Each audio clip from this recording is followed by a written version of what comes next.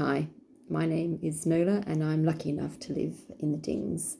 The Dings is a small inner city community just behind Temple Meads. It's got a great mix of people. You've got people of all ages, all backgrounds, religions, and people treat each other with respect. I love the fact that I know a lot of people around, that I can leave the house and there'll always be someone to say hello to or have a chat to, and that's actually really important for me. It's really supportive without being intrusive.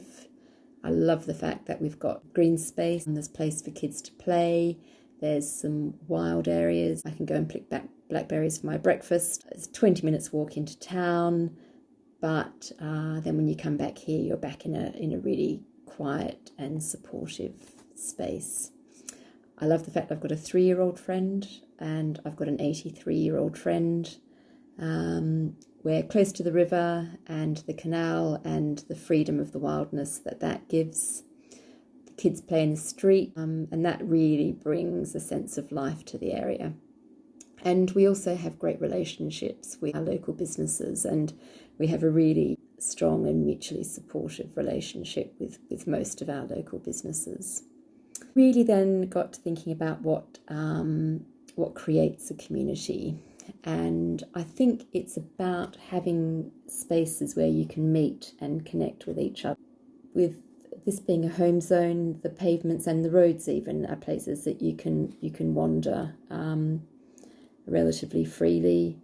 We've got the park, we've got a community centre.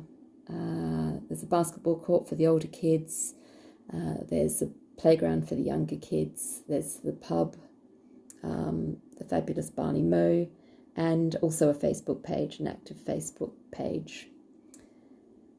And what kind of things do we do as a community? Well, annually we have a fun day, and it's either in the park or in the street.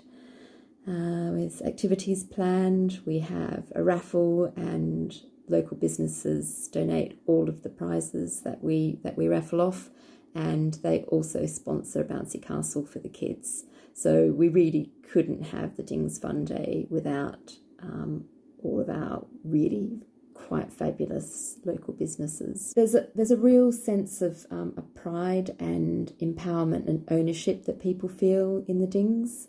And that means that people do feel free and are really open to setting up events that they think will make this a better place to live.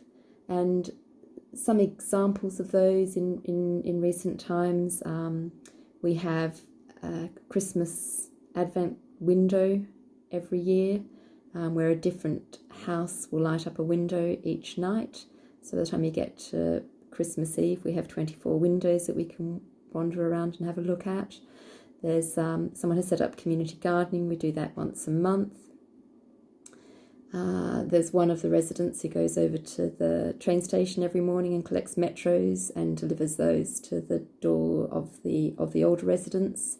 We do Christmas bags for the older residents, and we do monthly recipe bags for the younger members of the community, and that's been really lovely. The kids have loved the freedom of cooking, trying something new, following a recipe, and what's been really fabulous is that they've got together and they've shared that food together, and it's really created lovely dialogues that we have in the street where I ask them to rate their latest recipe pack. So that's been really fabulous.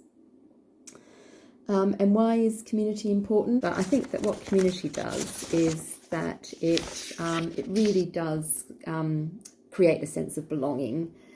It reduces loneliness and isolation. It provides support for those who need it. It really gives the kids a safe and nurturing space to grow up in.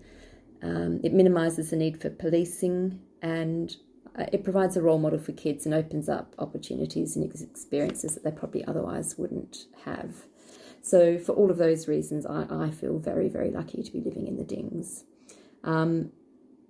we have a lot of development happening around us in the next few years. And I guess the sad thing for me is it doesn't feel that community is valued. So we have some work to do to actually really make people realise that is important and worth fighting for and worth saving. Thank you.